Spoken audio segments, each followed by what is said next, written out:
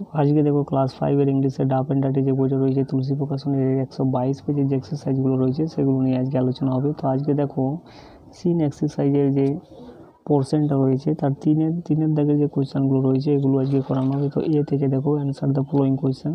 তো 1 নাম্বার দেখো why did Gandhiji visit different places, অর্থাৎ গান্ধীজি বিভিন্ন জায়গা কেন পরিদর্শন করেছিলেন। তো কী হবে দেখো, Gandhiji visited different places to collect funds for India's freedom struggle, অর্থাৎ ভারতের স্বাধীনতা মুক্তির জন্য তিনি ফান্ড কালেক্ট করতে, অর্থাৎ কি টাকা সংগ্রহ করতে তিনি বিভিন্ন জায়গা পরিদর্শন করেছিলেন। 2 নম্বর দেখো describe the physical state of the old women, অর্থাৎ বৃদ্ধ মহিলার ফিজিক্যাল স্টেট, অর্থাৎ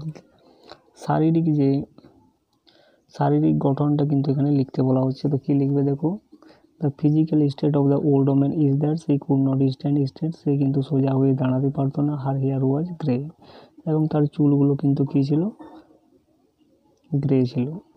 এরপর 3 নাম্বার দেখো হোয়াট ওয়াজ জামাললাল বাজাজের ডিউটি। তো জামাললাল বাজাজের ডিউটি কী ছিল, তো দেখো Jamnalal Bajaj duty was to keep the fund, অর্থাৎ টাকা সংগ্রহ করা বা ফান্ডগুলোকে রাখা কিন্তু তার ডিউটি ছিল। 4 নাম্বার দেখো why was Jamnalal surprise, Jamnalal কেন অবাক হয়ে গিয়েছিল। তো উত্তরটা এইভাবে লিখবে, জামাললাল ওয়াজ surprise because he asked Gandhiji for the coin but Gandhiji refuse, সেই গান্ধীজিকে জিজ্ঞাসা করেছিল কয়েনটার জন্য, কিন্তু গান্ধীজি কিন্তু রিফিউজ করেছিল।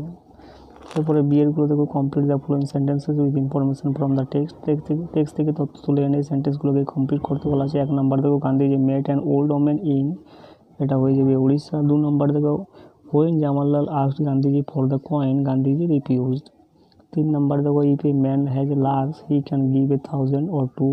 4 নাম্বার দেখো Gandhiji valued the coin more than a crore of rupees. এরপরে সি এরগুলো দেখো write T for true and F for false statement in the given boxes. তো 1 নাম্বার দেখো the old women sari was grey, অর্থাৎ বৃদ্ধ মহিলার শাড়িটা কিন্তু গ্রে ছিল, অবশ্যই ফলস হবে যেহেতু ছেঁড়া ছিল। 2 নম্বর দেখো the women gave Jamnalal A coin, অর্থাৎ মহিলাটা কি দিয়েছিল, জামাললালকে একটা কয়েন দিয়েছিল, এটা অবশ্যই ফলস হবে। 3 নম্বর দেখো জামাললাল ওয়াজ অ্যাস্টোনিশড, জামাললাল কিন্তু অবাক হয়ে গিয়েছিল, এটা অবশ্যই ট্রু হবে। এবং 4 নম্বর দেখো Gandhiji finally gave the coin to Jamnalal, Gandhi অবশেষে কী করেছিল, কয়েনটা জামাললালকে দিয়েছিল, এটা অবশ্যই ফলস হবে।